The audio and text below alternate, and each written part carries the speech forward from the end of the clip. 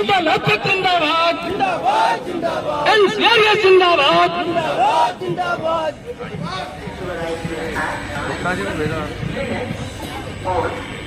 धन्यवाद मिश्रा जी।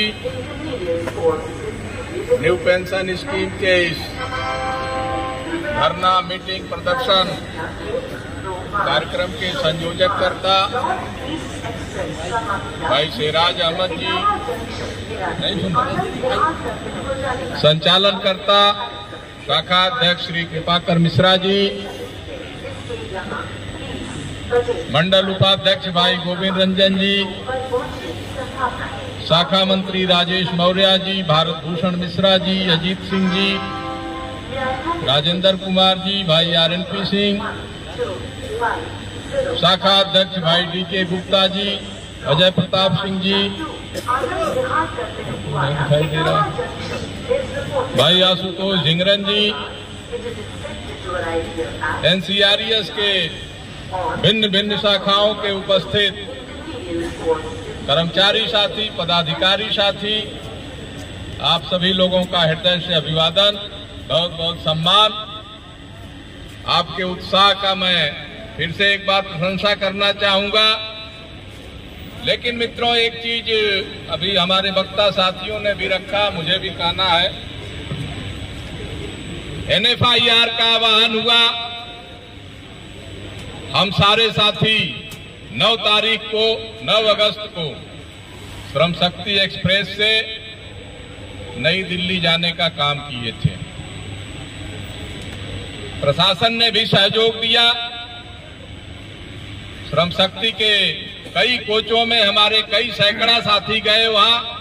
मुझे लगता है उसमें प्रचार प्रसार हम लोगों का बहुत बढ़िया हो गया था और लोगों में एक उत्साह भरने का भी काम पूरे कैडर ने किया था। बहुत सारे साथी गए थे। अलग से ही NCRES लग रहा था कि वहां पे कोई संगठन आया है प्रयागराज कानपुर से। जो बात आज बार बार हो रही थी कि संख्या बल कम है, हमें इस पे थोड़ा सा सोचने की जरूरत है। श्रम संगठन करने वाले लोगों को, नेतृत्वकर्ताओं को शाखा स्तर पे ये प्रयास करने की जरूरत है कि हमारी बातें एक एक कर्मचारी तक पहुंचे।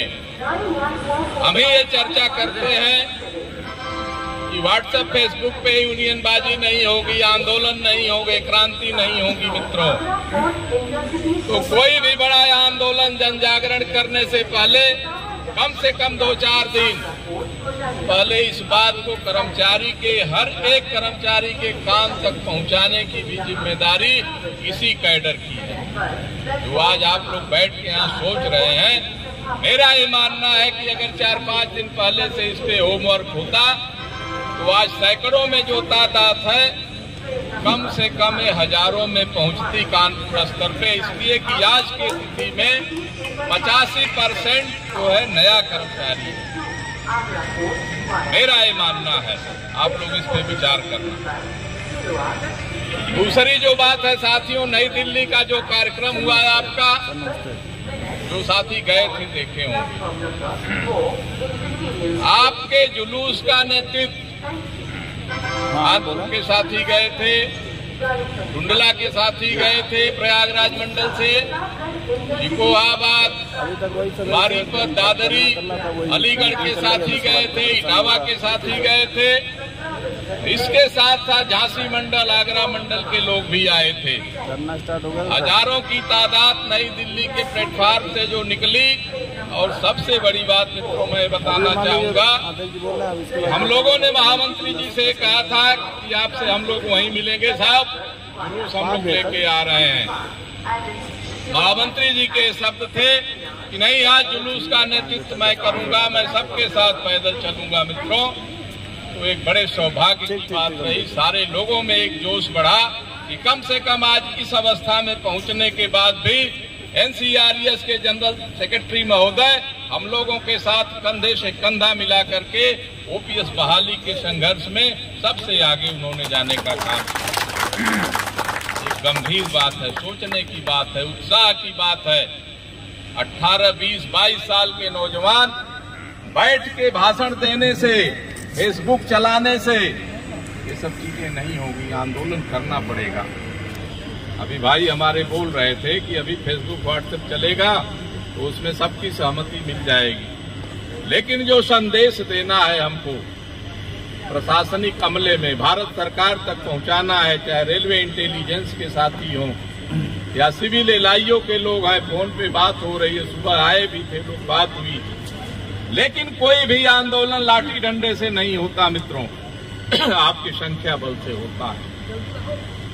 कहने को है कि लोकतांत्रिक सरकार है, लोकतांत्रिक व्यवस्था है आपके राष्ट्र की, देश की, लेकिन सामने आप देखिए लोकतांत्रिक व्यवस्था नहीं है, राजतंत्र चल रहा है, सीधे सीधे राजतंत्र चल रहा है मित्रों।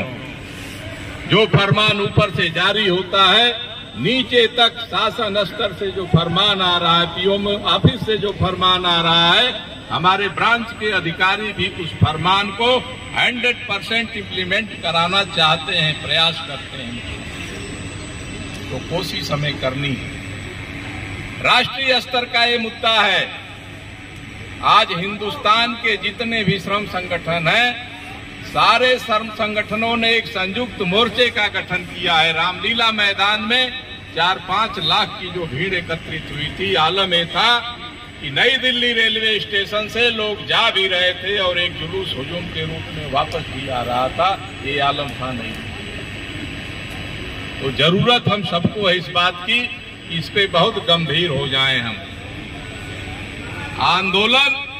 आंदोलन की तरह होना चाहिए। हम आतंकवादी नहीं है, उग्रवादी नहीं है, लेकिन अपनी संख्या बल को हम बढ़ाने का काम करें। कोई इस तरह की अराजकता हम नहीं करेंगे, लेकिन अपनी मांग को लेकर के मित्रों कम से कम अपनी आवाज को तो इतनी मजबूती से उठावें कि जो भी हमारे यहाँ पे भाई हैं, चाहे मीडिया के लोग हैं, चाहे खुफिया विभाग के लोग हैं, आपकी बातों को नई दिल्ली तक पहुंचाने का काम करें। मित्रों, मेरा यही आप सबसे अनुरोध है। और जो निर्णय हुआ है, NFIR ने जो प्रोग्राम दिया है, NCRES के महामंत्री आदरणीय RP सिंह साहब ने जो प्रोग्राम दिया है, 21 सितंबर आज बीत रहा है। अभी प्रदर्शन के बाद आज का एक कार्यक्रम समापन होगा। इसके बाद 21 अक्टूबर, 21 नवंबर आप लोगों को यहीं इसी परिक्षेत्र में जहां पे निर्धारित होगा, एकत्रित होके NPS की ही आवाज को उठाने के लिए, OPS को लाने के लिए अपनी आवाज को बुलंद करना पड़ेगा।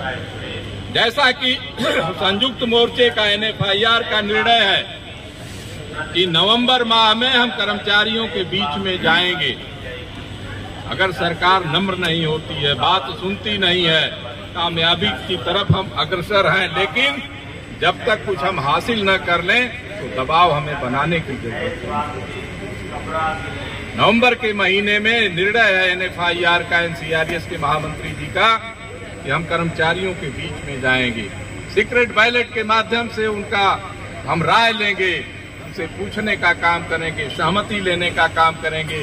इस लड़ाई को किस तरीके से हम आगे बढ़ाएं, किस तरीके से हम OPS को लाने में आप सबके मदद से आगे बढ़ने का काम करें। ये निर्णायक स्थिति में है मित्रों, इस पे बहुत गंभीरता से विचार करना है, विशेष करके नए लोग। नेतृत्व हम लोग देने के लिए तैयार हैं, लेकिन जरूरत आप लोगों को आगे बढ़ने की है। दूसरा जो इशू है, अभी भाई RNP सिंह बोल रहे थे, मुझे ये कहना है मित्रों इस पे कि जिस दिन घटना घटित हुई थी मुझे भी मालूम हुआ। जिस समय मैं आया यहाँ पे मीटिंग हो रही थी, दोनों मान्यता प्राप्त संगठन के जिम्मेदार पदाधिकारी यहाँ पे उपस्थित थे। मैं भी मंच पे खड़ा हुआ था, लेकिन 2 से 3 मिनट के बाद क्या माहौल बना, गाड़ी आ रही थी, सारे लोग जाने लगे। हमारा ये मानना है, हम रेल के कर्मचारी हैं, रेल सेवक हैं, हम एक प्रशासनिक कर्मचारी हैं, हमारी एक ड्यूटी बनती है। व्यवस्थाओं की कमी है, जो भी दिक्कतें हो रही हैं, बार बार आपके शाखा के लोगों ने प्रयास किया, PNM में भी भाई RNP सिंह ने उसको उठाने का काम किया, लेकिन कोई घटना अगर हुई तो घटना की जिम्मेदारी कम से कम स्थानीय प्रशासन को लेते हुए मौके पे खड़ा होना चाहिए था, जो भी यहाँ के जिम्मेदार अधिकारी थे। ये तो आक्रोश जो है कर्मचारी या पब्लिक कहीं पे भी घटना होती है तो एक स्वाभाविक प्रक्रिया है। सिविल सेक्टर में आप देख लें, कहीं कोई रोड एक्सीडेंट होता है, कहीं कोई किसी तरह की मिसहैपनिंग होती है, तो चाहे वो पुलिस प्रशासन के लोग हों या डीएम एडीएम हो, उनके सामने भी मुखर विरोध होता है। ये सही बात है कि आक्रोश और भावुकता में लिए गए निर्णय हमेशा खराब होते हैं, लेकिन प्रशासन को भागने की आवश्यकता नहीं थी। उन्हीं का कर्मचारी था, उन्हीं के सामने विरोध कर रहा था। अगर 10 मिनट वो प्रयास करते तो समझाया जा सकता था, लेकिन ये दुर्भाग्य है यहाँ के डी महोदय। डीआरएसओ अपनी ड्यूटी को निभा नहीं पा रहे हैं, मुझे कहने में कोई संकोच नहीं है। सीनियर डी साहब से भी उस दिन बात हो रही थी, तो मैंने इस बात को रखा था कि अपने डी महोदय को थोड़ा सा कन्विंस करिए कि स्टाफ के साथ, यूनियनों के साथ बैठ के तालमेल बना के काम करने की जरूरत है। उनको कहीं न कहीं कम्युनिकेशन गैप खत्म हो रहा। बोला भी उन्होंने कि नहीं मैं बोलूंगा डी को। उसके साथ साथ अन्य जो जिम्मेदार सुपरवाइजर हैं, मेरी उनको भी सलाह है इस बात को। आप भी हम लोगों के साथी हैं, हमारा ये मानना है। आप क्या मानते हो, हम इस बात की ज्यादा सोचते भी नहीं, परवाह भी नहीं करते, लेकिन सोचने की जरूरत आप लोगों को है। अनवरगंज में एक बैठते हैं फोरमैन महोदय, जैसा कि बार बार बातें आ रही हैं कि 30-35 किलोमीटर की दूरी है और यहाँ से बैठ के वो कंट्रोल कर रहे हैं। इसके साथ साथ और सारी बातें हैं, सीनियर डी महोदय को बताया गया है, ऐसा उन्होंने भरोसा दिया है कि मैं इस पे बहुत गंभीरता से कुछ निर्णय एक हफ्ते में आप लोगों को दे दूंगा। हम भी इंतजार कर रहे हैं, एनसीआरएस इंतजार कर रही। जिस दिन बैठक हुई थी, दोनों मान्यता प्राप्त श्रम संगठनों के जिम्मेदार वहां पे पदाधिकारी मौजूद थे और वार्ता हुई आपके ब्रांच अफसर से, हम लोग इंतजार कर रहे हैं। दूसरी जो एक स्थिति बन रही है कि यूनियन अगर प्रशासन की खामियों को उजागर करेगी तो जो यहाँ पे बैठे हुए हैं डीआरएसओ, तो यूनियन पदाधिकारियों को बुक ऑफ करेंगे। क्या मतलब है इसका? क्या आप संदेश देना चाह रहे हो? आप तानाशाह नहीं हो, आप भी एक अधिकारी हो, आप भी सरकार के नौकर हो, व्यवस्था को देखने के लिए आप लगाए गए हो। इस तरह का अगर आप धृष्टता करने का काम कर रहे हैं कि यूनियन एक मान्यता प्राप्त श्रम संगठन के दो ब्रांचें आपके गलत नीतियों का विरोध कर रही हैं, जो आप गलत काम करवा रहे हैं अपने लोगों से उसका विरोध कर रही हैं, और उस चीज के लिए आप ये कह रहे हैं कि नहीं आपने इस मुद्दे को उठाया तो आप जीएमसी में नौकरी नहीं करेंगे, अब कानपुर सेंट्रल जाइए। कोई काला पानी नहीं है, हमें कहना चाहते हैं कोई काला पानी नहीं है कानपुर सेंट्रल। चाहे इस यूनियन के ईएस के लोग हों, चाहे एमयू के लोग हों, सारे लोग नौकरी करने में सक्षम हैं। लेकिन डी महोदय आप भी इस बात को सोच लेना कि पग पग पे आपके जो आकंठ भ्रष्टाचार में डूबे हो, कल से यूनियन अगर आपका घेराव शुरू करेगी तो शायद मंडल रेल प्रबंधक कार्यालय से कोई अधिकारी यहाँ नहीं आएंगे। हम अहिंसात्मक तरीके से आंदोलन करेंगे, लेकिन विवश कर देंगे कि आपको कर्मचारियों की सुननी पड़ेगी। हम कोई ऐसा काम नहीं करेंगे जैसे आज बात हो रही है कि 250 रेल कर्मचारियों पे मुकदमा कायम हो गया। हम कह रहे हैं 250 नहीं, कानपुर के सारे विभागों के रेल कर्मचारियों पर मुकदमा कायम कर दो, कहीं कोई दिक्कत नहीं है। चाहे आरपीएफ के लोग हों, चाहे जीआरपी के लोग हों, हम जेल जाने के लिए तैयार हैं। लेकिन सवाल इस बात का है कि जवाब से अपने प्रशासन भी नहीं भाग सकता। जिस दिन की घटना है मित्रों, मैं बताऊं, 4 बार मंडल रेल प्रबंधक महोदय से मेरी फोन पे वार्ता हुई। मैंने उनको सारी चीजों को बताया, ट्रैक खाली हुआ तब भी उनका फोन आया, मैंने बताया गाड़ी चल गई। और उसके बाद इस तरह की जो बातें हो रही हैं कि इनको मुकाफ करो, आरपीएफ को मुकदमा कायम करने के लिए बोल दिया गया। आप सिस्टम पे बैठने के लिए तैयार नहीं हो रहे हो। धमकाने का काम कर्मचारी को हो रहा है। लोकल सुपरवाइजर कर्मचारियों को फोन करके बोल रहे हैं कि यूनियन के पास मत जाना। मित्रों, ये क्या है? ऐसे प्रशासन और यूनियन श्रम संगठनों का तालमेल कैसे चलेगा, एक बहुत गंभीर मुद्दा है। और ऐसा नहीं है कि ये पहला वाकया कानपुर में हो रहा है। बड़ी बड़ी लड़ाइयां हुई हैं, बड़े बड़े आंदोलन हम लोगों ने देखे हैं। मित्रों, मैं बताऊंगा आपसे, वर्ष 2003 में इलेक्ट्रिक लोको सेट में आरपीएफ बनाम दोनों यूनियनें थी, कर्मचारियों की लड़ाई हुई। 1 महीने तक 2 कंपनी पीएसी लगी रही इलेक्ट्रिक लोको सेट गेट पे। हम लोग बहुत सारी उसमें चढ़ाव उतार की स्थिति बनी थी, मुकदमे हुए, सारे जितने भी दफाएं होती हैं लगी उसमें। लेकिन 6 महीने के बाद स्पंज ही हुआ, समझौता ही हुआ। कुल मिला जुला के मेरा कहना यही है कि आज आप पेपर में निकलवा रहे हो कि 250 कर्मचारियों पे मुकदमा हो गया, सीसीटीवी फुटेज चेक हो रहे हैं, सबको इंगित किया जा रहा है। आप कितने पे कार्रवाई करोगे, कौन सी कार्रवाई करोगे? हमारे साथ का एक नया चालक रोड एक्सीडेंट में ड्यूटी करके आ रहा था, उसकी डेथ हुई है। कोऑपरेशन आप कर्मचारियों से चाह रहे हैं। आक्रोश जो था कर्मचारियों का, वो रेल को कोई क्षति नहीं पहुंचाई गई, रेल राजस्व का कोई नुकसान नहीं हुआ है। लोग जाके खड़े थे, यूनियन की जो जिम्मेदारी थी यूनियन ने किया उसको। उसके बाद भी अगर इस तरह का काम प्रशासन कर रहा है तो हम मंच के माध्यम से आप लोगों को भी आश्वस्त कर रहे हैं और प्रशासन को भी ये कहना चाहेंगे कि अगर हिटलरशाही से आप दबाना चाहते हो कर्मचारियों की आवाज को, तो ये दबने वाली नहीं है। हम रेल का कोई नुकसान नहीं करेंगे, रेल के संचालन में कोई बाधा उत्पन्न नहीं करेंगे, हम अपनी ड्यूटी को अनवरत करेंगे। लेकिन जो हमारा साथी ड्यूटी करके आएगा तो हम यही ड्राइवर लॉबी पे एक ऐसा आंदोलन शुरू करेंगे कि जिसका कोई समय सीमा नहीं होगी। मित्रों, हम अनवरत आंदोलन चलाएंगे, आपके सहयोग से चलाने का काम करेंगे, एनसीआरएस नेतृत्व देने का काम करेगी। मित्रों, हम पीछे हटने का काम नहीं करेंगे। लेकिन आज भी हमारा प्रयास है कि वार्ता हो जाए, जो भी हमारी समस्याएं उनका निदान हो जाए। एनसीआरएस जिंदाबाद, जिंदाबाद, जिंदाबाद, एनसीआरएस जिंदाबाद। प्रयास यही हमारा आज भी है। सीनियर डी ऑपरेशन महोदय से कल भी मेरी बात हुई है, आश्वासन दे रहे हैं। कल हम लोग जा रहे हैं, फिर वार्ता होती है। जो परिणाम होगा आपके सामने होगा। जो मूलभूत समस्याएं हैं निस्तारण के लिए हम लोग लगे हुए हैं मित्रों। लेकिन एक चीज मैं बार बार कह रहा हूं कि थोड़ा सा अपने आवेश को, अपने आक्रोश को आप लोग भी शांत रखें। आक्रोश में लिया गया निर्णय ठीक नहीं होता है। आप आक्रोशित हो, प्रशासन के लोग दुनिया भर का बवंडर खड़ा कर रहे हैं सामने आपसे। ये क्या है? डराने का एक रास्ता है। आरपीएफ किस एक्ट में हमारे ऊपर मुकदमा करेगी? रेल लाइन पे हम लोग खड़े हो गए, आप लोग खड़े हो गए,